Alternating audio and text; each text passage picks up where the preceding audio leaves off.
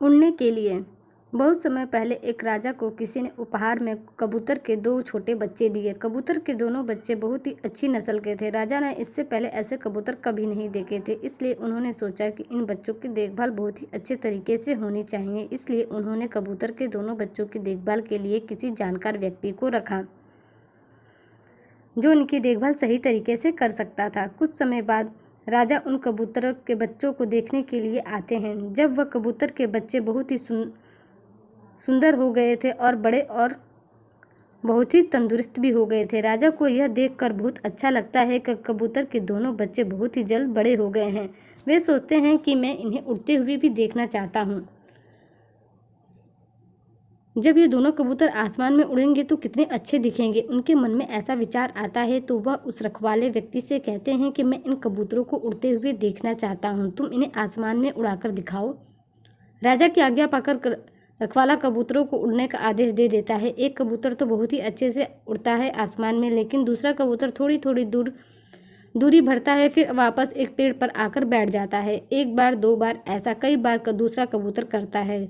वह ज़्यादा दूरी तक आसमान में नहीं उड़ता है और बार बार आकर पेड़ पर बैठ जाता है। राजा को यह देखकर बहुत हैरानी होती है कि कैसे दूसरा कबूतर ज़्यादा उड़ान नहीं भर रहा है, जबकि पहला कबूतर आसमान की ऊंचाइयों को छू रहा है। राजा रखवाले से पूछते हैं कि आखिर क्या बात है। रखवाला कहता है, हुजूर, यह कबूतर शुरू से ही ऐसा करता है। मैंने इसे शुरू से ही देखा है कि यह कभी भी ज़्यादा उड़ान नहीं भरता है और थोड़ी उड़ान भरकर इस पेड़ की डाली पर आकर बैठ जाता है। इसके साथ यह समस्या शुरू से ही बनी हुई है। मैं भी नहीं समझ पाता हूँ कि आखिर क्या कारण हो सकता है। राजा को अपने दोनों कबूतर बहुत ही प्रिय थे, इसलिए वह दूसरे कबूतर को भी पहले कबूतर के जैसा आसमान में उड़ता हुआ देखना चाहते थे। इसलिए अगले दिन राजा दरबार में यह ऐलान करते हैं कि जो भी इस कबूतर को आसमान की ऊंचाइयों में उड़ाकर दिखाएगा, उसे ढेरों इनाम दिए जाएंगे। फिर क्या था, राजा का यह आदेश सुनकर दूर दूर से बहुत लोग आते हैं, लेकिन कोई भी उस दूसरे कबूतर को आसमान की ऊंचाइयों में उड़ाने में कामयाब नहीं हो पाता है। काफ़ी कोशिशों के बाद भी उस कबूतर का वही हाल रहता है। थोड़ी उड़ान भरता है, फिर उसी पेड़ की डाल पर आकर बैठ जाता है। काफ़ी समय बीत जाता है, हफ्ते महीने बीत जाते हैं। काफ़ी लोग कोशिशें करके थक चुके होते हैं, लेकिन कोई भी कामयाब नहीं हो पाता है। कुछ दिनों बाद राजा अपने बगीचे में टहल रहे होते हैं तो वे देखते हैं कि वे दोनों कबूतर आसमान में एक साथ एक बराबर उड़ान भर रहे हैं। उड़ान भर रहे हैं दोनों, वो भी आसमान की ऊंचाइयों को छूते हुए। उन्हें बहुत हैरानी होती है, उन्हें अपनी आंखों पर विश्वास नहीं होता है। राजा उस व्यक्ति का पता लगाने का आदेश दे देते हैं जिसने यह कारनामा कर दिखाया था। पता करने पर यह ज्ञात होता है कि यह कारनामा सिर्फ एक मामूली से किसान ने कर दिखाया था।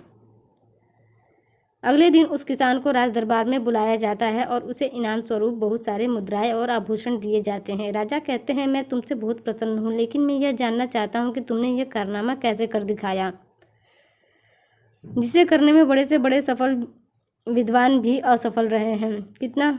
किसान कहता है, महाराज, मैं एक मामूली सा साधारण किसान हूँ। मैं ज़्यादा ज्ञान की बातें तो नहीं जानता और ना मुझे ज़्यादा ज्ञान है। मैंने तो बस उस पेड़ की डाली को काट दिया जिस पर वह कबूतर बैठने का आदी हो गया था। जब मैंने उस पेड़ की वह डाल काट दी तो वह कबूतर अपने साथी के साथ आसमान में उड़ान भरने लगा। किसान की बात सुनकर राजा बहुत प्रसन्न होते हैं और उसे शाबाशी देते हैं। दोस्तों, जिंदगी में हर कोई आगे बढ़ना चाहता है, लेकिन कई बार ऐसा होता है कि इन्हीं कारणों के वजह से हम जिस लायक होते हैं हमें वैसा काम नहीं मिल पाता है। लेकिन फिर भी हम कोशिश नहीं करते हैं। जो काम हमें मिल जाता है हम उसी में ही अपना गुजारा करने लगते हैं। इसलिए हमें कोशिश करनी चाहिए कि हम जिस काबिल हैं हमें अपनी काबिलियत के हिसाब से काम मिले, तभी हम जीवन में आगे बढ़ सकते हैं और कामयाबी की ऊंचाइयों को हासिल कर सकते हैं। अगर आप भी अपने जीवन में अपनी काबिलियत से कम ऐसा कोई काम कर रहे हैं तो एक बार ज़रूर सोचिएगा कि आपको कहीं वह डाल काटने की ज़रूरत तो नहीं। सोचिएगा ज़रूर एक बार।